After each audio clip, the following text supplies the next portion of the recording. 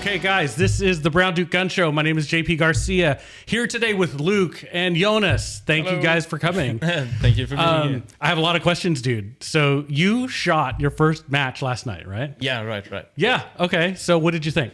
Oh, it was great. It was really fun. Good. I didn't made anything like this before. Really? No.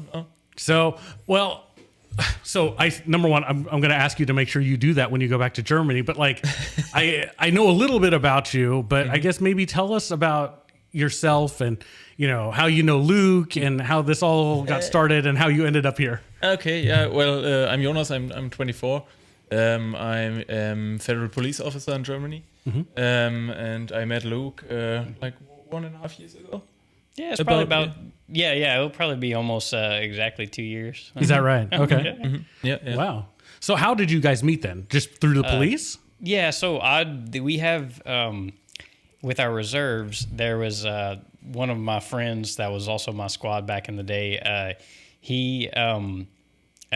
He would ran our reserve program, so he was in charge of that, and he went to a conference and he met a Canadian cop that he became friends with, and then the Canadian would come down here, and then he found out that we were going to visit my sister who lived in Austria, and he's like, you need to join the International Police Association. And, okay, so that's a thing. Okay, yeah, wow. It's just like a friendship organization. So there's no nice classes or anything like that. But it's like if you're traveling somewhere, you just fill out a form and you're like, I want to trade patches or try and do a ride along in any country, and they'll give it to a member there, and you can go do it. And then so I did that when we went to Scotland, and I met a bunch of the Scottish guys. And then after I met them, one of them messaged me and it was like, hey, I know it's a lot for you. We're going to a big event in Bremen, Germany. So if we'll take care of your hotel and everything if you fly over here. So I did that. Wow. And then that's how I met Jonas. No kidding. And then he found out about Louisiana as the sportsman's paradise. Okay. Yeah. Well, fantastic. Well, what do you think about the sportsman's paradise? Oh,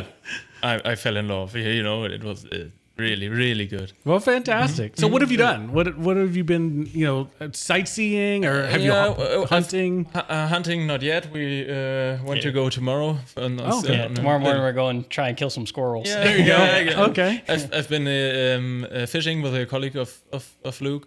Okay. He has a boat, and we've been around Marsh Island fishing. It was really great. I caught some fish I've never seen before. Oh, fantastic. Yeah. Did you eat them? Not yet. Not yet? Okay. we caught one keeper. Well, not we.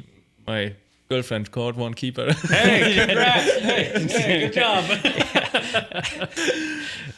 Well, good. So, okay. So, I have lots of questions, right? So I guess first one is being a policeman in Germany versus here in the States, right? I mean, clearly, so now you have this international organization that's kind of kept you guys in touch with each other. What are some similarities or differences that you see, how people are here in the U.S. versus in Germany? What different types of policing techniques do you have to employ versus things that are the same? What do you think? Can you pull that a little closer to the microphone? Sure, I can do. Thank you. Yeah. Well, they're kind of similar, but there are a lot of different differences. I don't know where to start at the moment. Sure. I mean, okay. So we're all interested in guns, right? So clearly, guns are not as available, I think, in Germany, are they? No. Okay. You're kind of not allowed to carry a gun either. So nearly nobody is allowed to carry a gun in public. Okay. So there are kind of two ways to own a gun. Either if you're a hunter or a sports shooter. Okay. And those two can own a gun and but you can't carry it open or concealed. That's not possible. That's not possible. So then if let me then ask this. Are there a lot of hunters or sports shooters that apply? There are more hunters than sports shooters, I would say. About around 400,000 in Germany. Okay. That's about the number of hunters. the number gets rises every year, so it's getting more becoming more popular. Yeah. Okay. Yeah. So then, to do something like we did last night at at our USPSA club, right? How would somebody go about doing that in Germany? Do you know? Yeah, that part would be kind of similar. So you can do it like that as well. So as in an indoor range, you can go shooting if you're part of this if you're part of the club. Yeah. If you're part of the club, you can do it. Yeah. So then you can apply for a sportsman's license. Yeah. Then? You have to join for about a year. Okay. And then you can apply for a sportsman's license. Okay.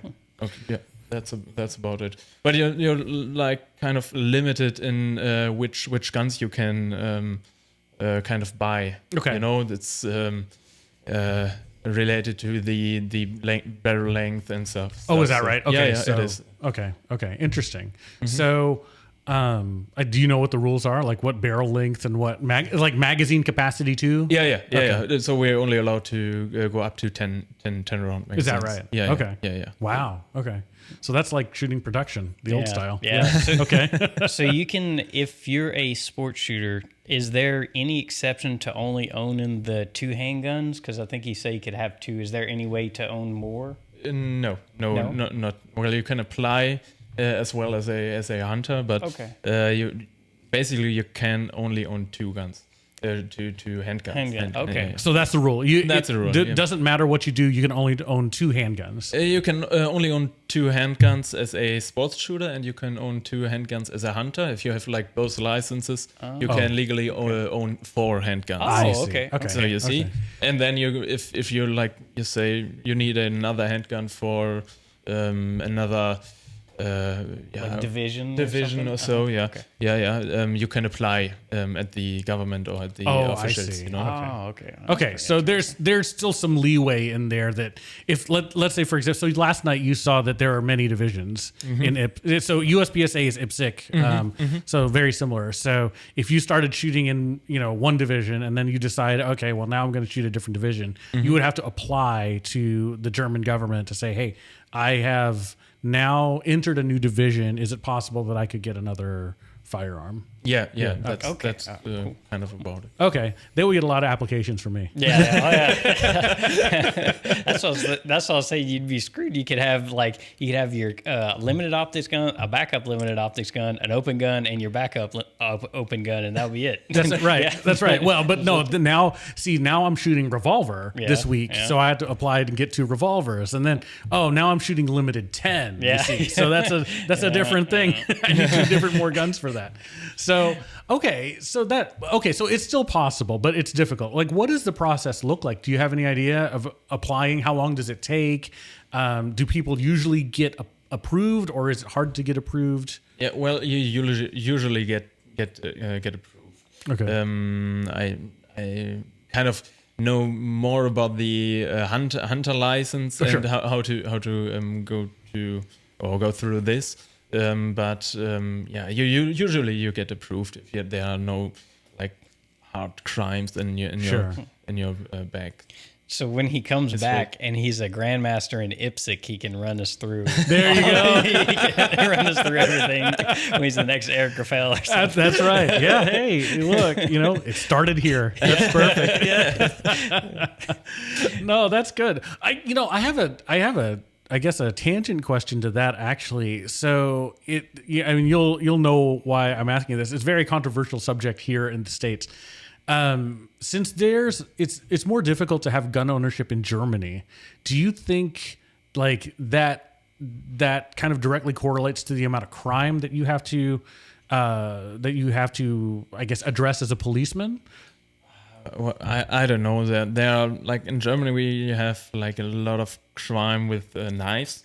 So because knives are kind of crimes getting more related to knives. So I can't tell if it would be the same as with guns. I personally I think if somebody wants to own a gun or wants to buy a gun, he can do it on the illegal way. So they'll find a way to get it. It is. Yeah, they find a way to get it, but it is that way would be even harder than it is here. So. Got it. Yeah. Okay. But yeah, so there are illegal means yet to get guns. So I guess since the gun laws are restrictive in Germany more than they are here, would you say criminals still find a way to get illegal guns? Yeah, kind of. Okay. Yeah, kind of. Okay. Yeah, I mean that tracks, right? Because that's what that's what we hear and what we argue a lot of times in the States, that as the government tries to become more restrictive with guns, you know, our position is that you're only taking guns away from the people who abide by the law. You're not taking guns away from people who don't care about the law, right? Okay. And so the other thing is too, I think, you know, anecdotally sounds correct that, you know, just because there are no guns doesn't mean the violent crime reduces. They just now do it with knives, or maybe they get in more fist fights or something like that. Okay. I don't know. Does that sound correct to you, or? Yeah, kind of. Maybe some like effect crimes wouldn't happen like this. Like some if everybody would carry a gun in Germany, maybe like they wouldn't fight it with fists. They would fight it with a gun. Yeah. Sure. I don't know. So they would hurt them each other maybe more like that. I guess that makes sense, right? You know? Yeah, well, it's like in the U.S. I was telling us, like, you know, in Lafayette we have several Waffle Houses. Some of them, multiple people have been murdered in the parking lot. Some of them are really nice. They're great. Yeah, so. Did you go to Waffle House? Not yet. Yeah. No, my kids and I love Waffle House. It's actually very good. So, but yes, I've actually, my kids are young, and we've trained them early to say there are certain Waffle Houses that we don't go into. We only go to the clean ones. I tell them. Okay. And they say, Dad, which ones are the clean ones and versus the dirty ones? I said, if we drove to one that's not clean, you would know. You know, we haven't been to one yet, but you will know. If you find it's dirty and I'm not saying anything, make sure you tell me. Correct. We'll Yes. go to the other one. So it seems that you know a lot about the hunting side of things, right? Are you a hunter in Germany? I am, yes. Okay, so tell us about hunting in Germany. How does it work? Because here, right, you have to.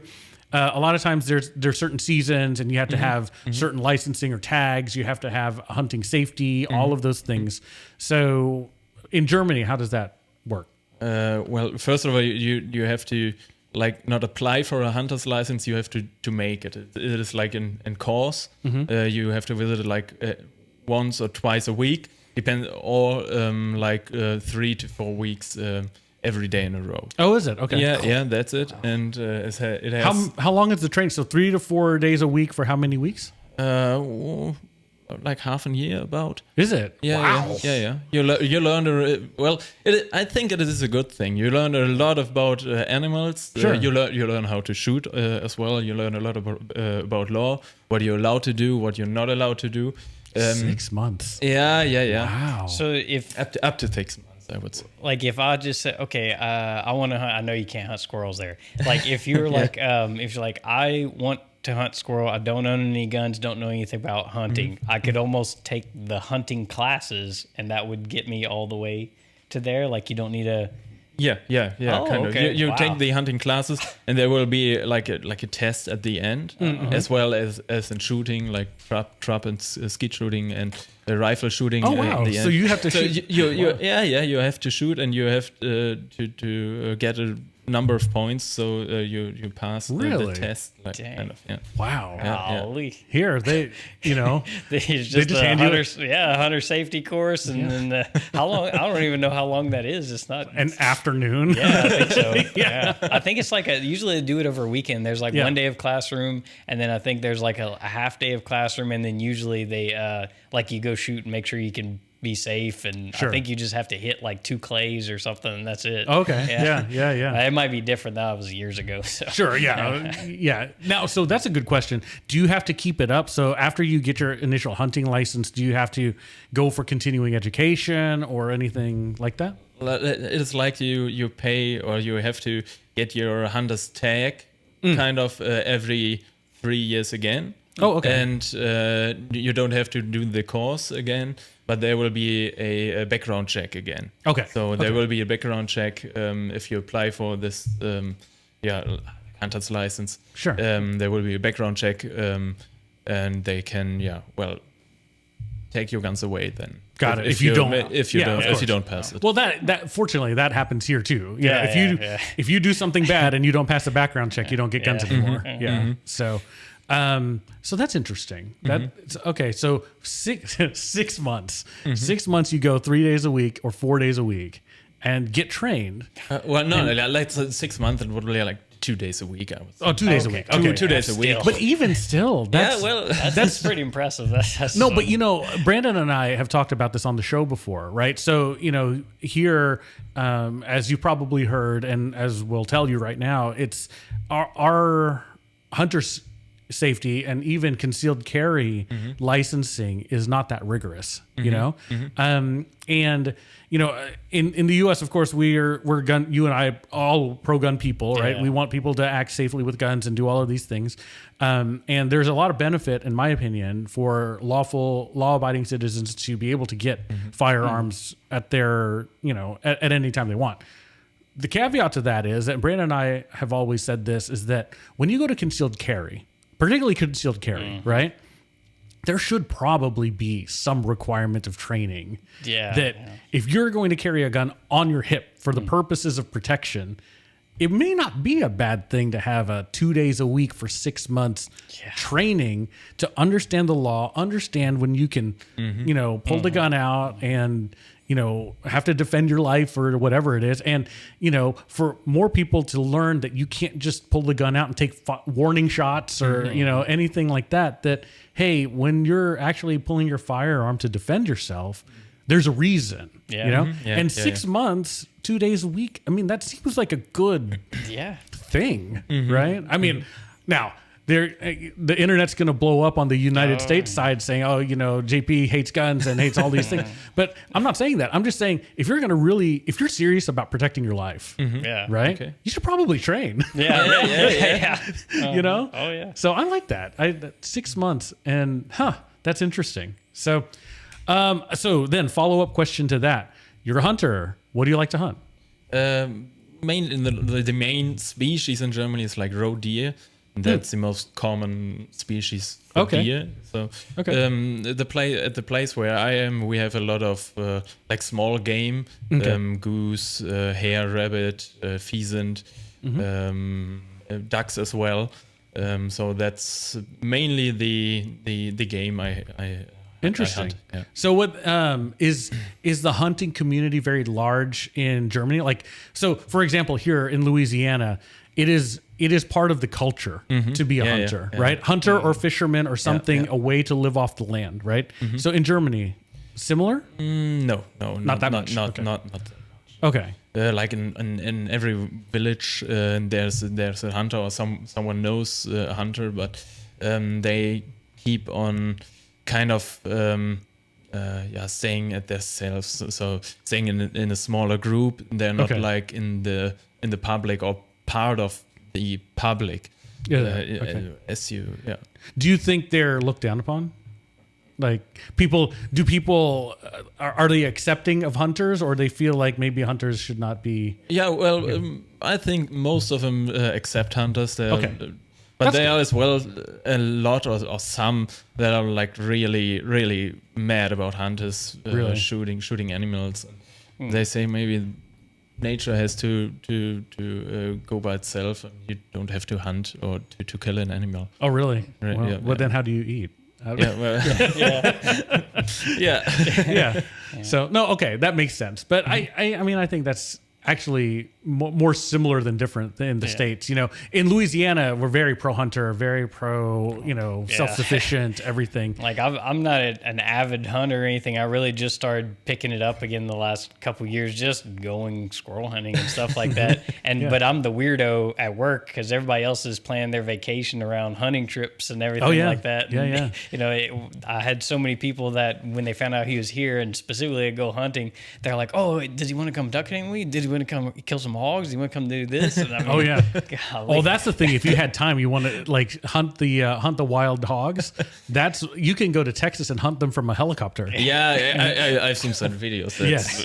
Yeah, that's crazy. I have friends who will let you shoot as many hogs as you like. It's a very big problem over there. Yeah. You know, they'll shoot machine guns at them. It's the weird thing with those hogs is that they multiply so quickly, you know, and they ruin so many things, you know. And I always thought that there's so many of those hogs, and there's also so many people that are homeless with no food. It's like, guys, why don't we just, you know, we'll shoot those, we'll feed it to the people who need food. It's a win-win, but nobody thinks the way I do. There's a little bit of stuff. Like, I think if you can donate some of your meat as a hunter, because I remember I'd heard about it, but then when I was doing the hunting licenses the other day, I think on the website it had something about Louisiana Department of Wildlife and Fisheries website.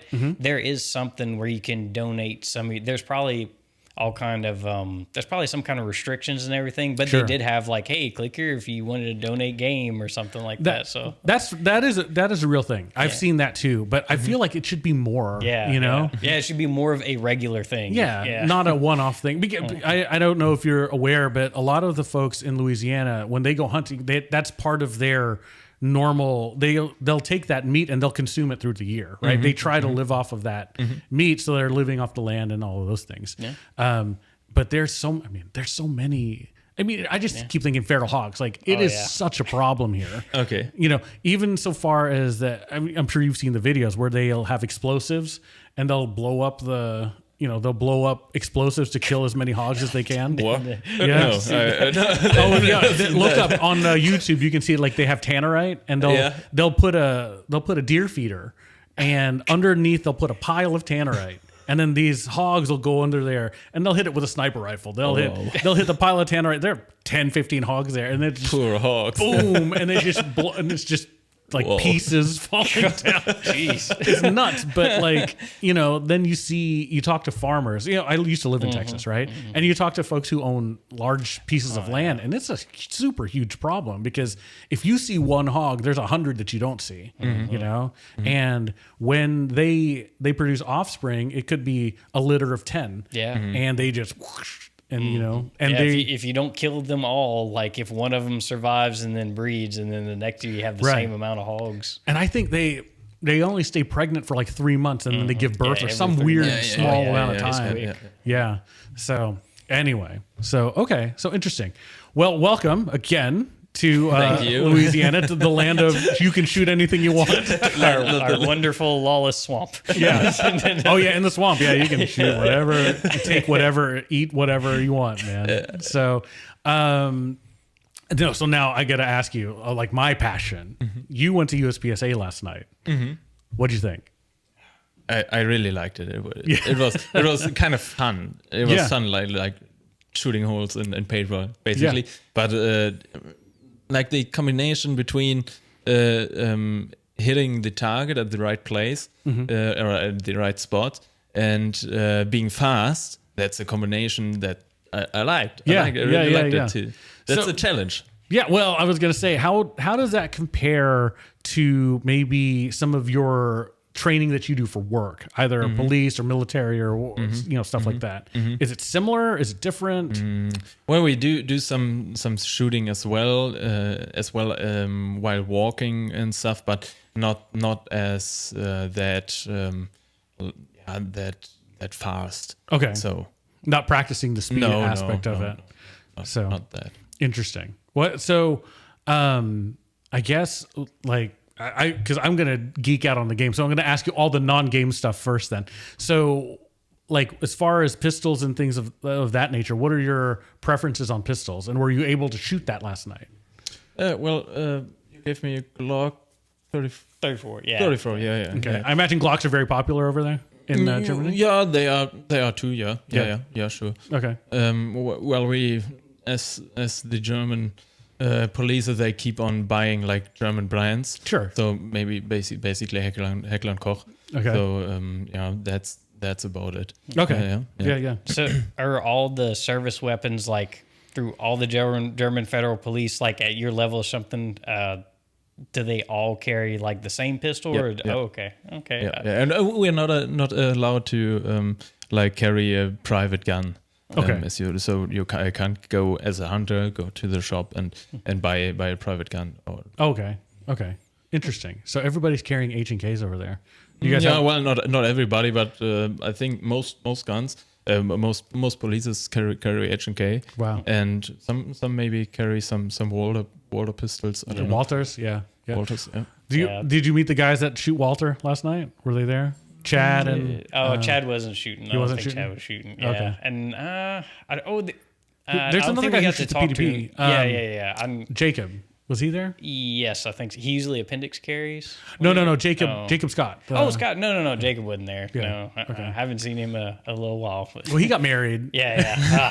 Golly. But I think he was shooting a Walther before it was all said and done. Yeah, he was shooting a Walther. Then I think he changed to a CZ, and he might have gone back to the Walther. I don't remember. Yeah. But yeah, no, Walter's very popular in the competition. Yeah. H&K a lot less because there's so many extra parts that can break, and we, as competitors, we tend to break a lot of things. Okay.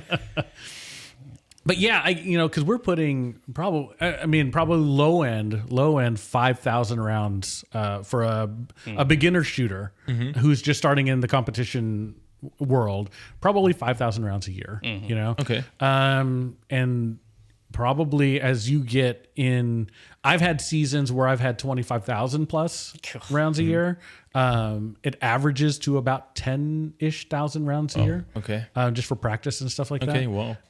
But we're crazy. Just to be clear. I think since I've started, I've been able to, just because I don't get out to the range as much, it usually ends up being about 7 because I track it since I shoot my issue pistol, and I'm almost at 30,000 rounds on it. Oh, really? So, but it ends up being about 7 a year. I wish I could shoot more. So. That's the thing with everybody. We wish we could shoot more.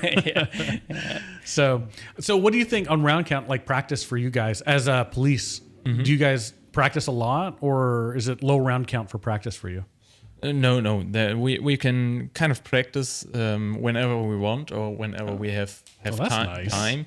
Yeah. Kind of. But we have to practice while we're on service, so we can't. They don't give us like ammo and let us shoot when we're private. Oh, whenever we're on a range, when we're out. So, but if you're on the clock, while you're working, you could practice. I can practice when you have time for it. Certainly. Yeah. And when you have a shooting instructor with you, you can go and practice on range. Do you have to pay for your own ammo? No.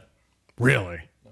Do you have a limit on how much ammo you can shoot? Basically not. Maybe if you shoot too much, they will ask some questions. But, it sounds like you need to start working the system a little bit there. Especially you start to get into IPSC, They go, that's not the duty belt that we issued. You can have pouches everywhere. That's right.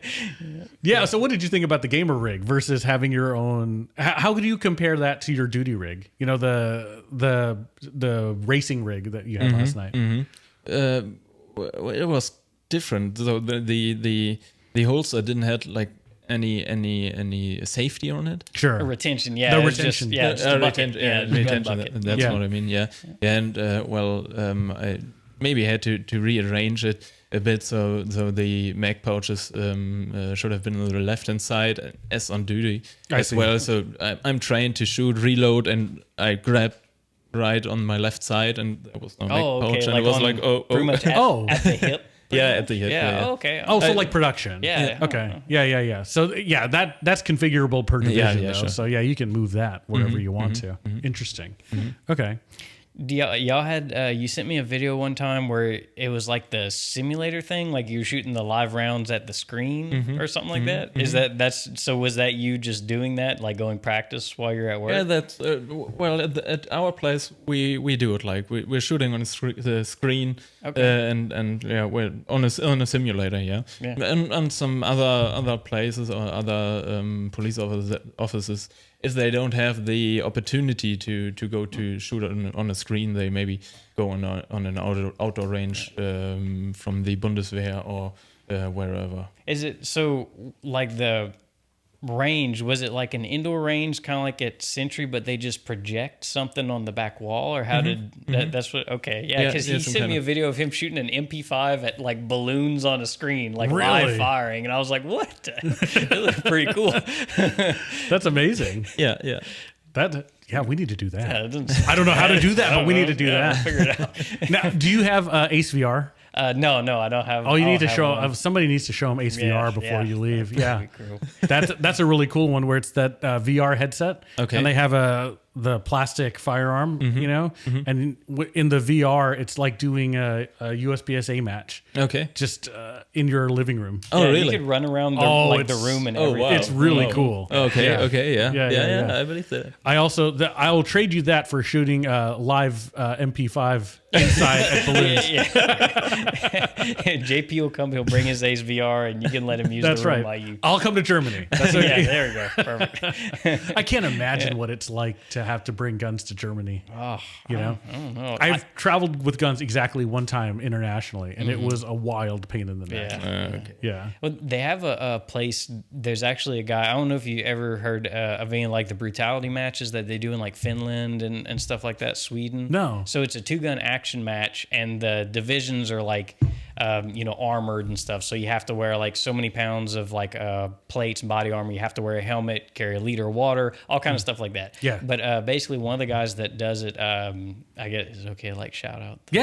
I think it's called like Polaris Logistics or something. Okay. And like one of his specialties is like, because he shoots them and everything as well. He's like, if you want to go shoot a match somewhere, let me know. And it's like they have all the import export paperwork, and like you show up with your guns in the Pelican case, like with everything itemized. You sign the paperwork, it'll be there when you get there, and then when you're done shooting, so you don't have to worry about storing it, you literally like on the last day pack it back up, sign the paperwork or whatever, and he ships it back to the FFL you want to pick up. I'm sure it's not cheap, but it sounds it sounds convenient. That's real convenient. When I did it, so I had to I was to shoot a match in the Philippines actually. And so the first thing that had to happen is that USPSA had to send a letter to the Philippine IPSC community saying that this is the list of shooters who are on the U.S. delegation. My name had to be on it. So then they're like, okay, he's shooting this match.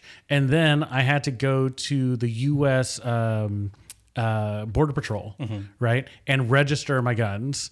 Serial number. I had to register the optics. All of this stuff. Oh, whoa. And they gave me this paper thing. So I had it laminated because like if I lose this thing, it's over, So then I went there and then get to the Philippines, and they had to find a special officer to check my name off a list because, here's the IPSC guy, blah, blah, blah. And then they had to look at my Border Patrol thing. And then they asked me for a gun license. And I was like, I'm from the U.S. We don't have gun licenses. You're going to have a big problem. There are a bunch of us coming. Yeah, you should. Here's an American flag. That's my gun license. There's the Constitution. That's what. So you should have had it tattooed or something like that. Like you pull up your shirt and they just read it on your back. Right here. No, I ended up having to give them my concealed carry license because they were like adamant. I'm like, guys, there are going to be hundreds of us coming. It's not like just me, So then I don't know what people were showing them, but I showed them my concealed carry license. Like, okay, they just wrote it down, and then this is in the Philippines now. They took inventory of every single magazine. They measured them, and they took the serial numbers of all my optics. I'm like, what are we doing here? Why? Okay, I guess so. I was there for an hour, and then. Contrast, when I came back to the States, they even lost my bag when I was coming into when I came back into U.S. Customs, they were, they had flagged me like, okay, sir, you're coming in with a firearm. I said, yeah, I am. They're like, okay, your bag is going to come through this conveyor belt. It's like, okay, so I waited for it, never came. Yeah.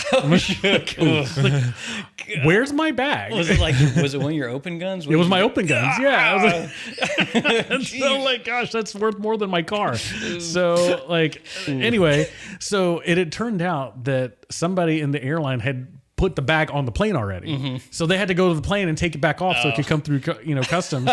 And then it was a big problem. And we were just there. Thank goodness we had like hours between our connection because we were just sitting there like, what's going to happen?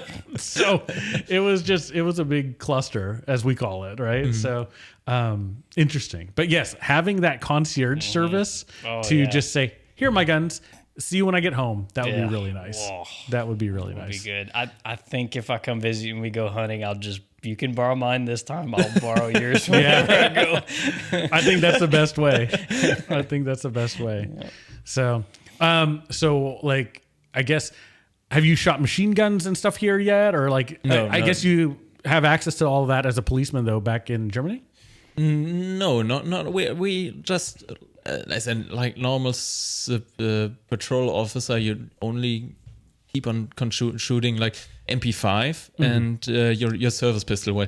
We don't shoot machine guns that much, or even we don't shoot it. You need to go back to Sentry. Maybe. Yeah, you can get some of that full auto stuff going on. Yeah. I have somebody lined up, and I hope he's still able to.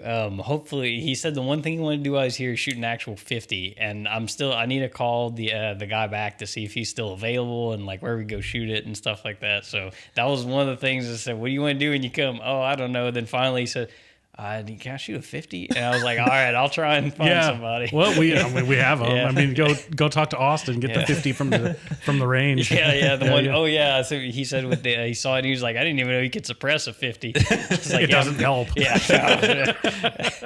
It's not that suppressed. All right. Well, cool, man. Well, so awesome. Well, like, I guess, what's your overall impression just being, coming from Germany, hanging out in Louisiana? What do you think? Having fun so far? Yeah. Of course, I had a lot of fun. Yeah. I'm sure there's an opening at the department if you want to. That's a lateral transfer. You can do That's right. You get your own take-home unit and everything. Yeah. He was like, you just park that there, like at night. I'm like, yep. Get in and turn my computer on. Now I'm at work. There you go. Yeah. You guys had work from home before there was work from home. Yeah. Just take my office with me everywhere. Yeah. Amazing. So do you are you a night guy too? This guy's a night guy. I know. Not anymore. Not anymore. I only have to do it like once every couple months now. Oh, really? Yeah. Okay. Got it. So I work, also at night. We have like early, late, and night shift. So we work like every shift. No, that's not that we like work 11 years for the night shift. I don't recommend that. That's amazing. No, that's good. I guess so. In this like international community that you guys have for the police, what do you guys? What other countries have you guys interacted with, been to for that? Well, I went to. So even though I didn't get to do the IPA thing for Austria, when we went to Austria, I met and trade pretty much the same thing you do though. I just went to a police station unannounced and I waved a patch at them and they're like, oh, here's some coffee, come sit down. And then in the Czech Republic, we were there for a day and it was the same thing. They did not know what I was saying, but I held up a patch and I was pointing to me and they're like, oh, and then they gave me some of their patches. And amazing. Then when I went to Scotland, the same thing. And, it was really cool because, one of the guys was really good, Davey. He had the one that I brought to the range. That was the Scottish guy and his family I brought to the range. Yeah. And he, on the box, he can say, oh, if you want to go out to dinner or whatever. And he was like, well, I'll come pick you up at the hotel. We'll have dinner. And we were like, so what restaurant are we going to? He was like, oh, no, the same thing as what we would do. He's like, y'all coming to the house. So, they cook for us. And then when I went to Germany with them and met Jonas. Yeah. Nice. Well, hopefully Luke's treating you okay. No, yeah. The jury's still out. Yeah, they just like my dog. That's it. Luke is so polite. He can't treat anyone bad. Yeah, absolutely. Well, maybe, but I haven't seen it before. Yeah. Oh man. Well, very good. Do you have any questions for us? Anything that you want to talk about? Not at the moment, no. Okay. Well, very good. Well, thank you guys for coming over, chit-chatting, and being on the Gun Show. Have fun in Louisiana, and thank you. Make sure you come back. Yeah, I will.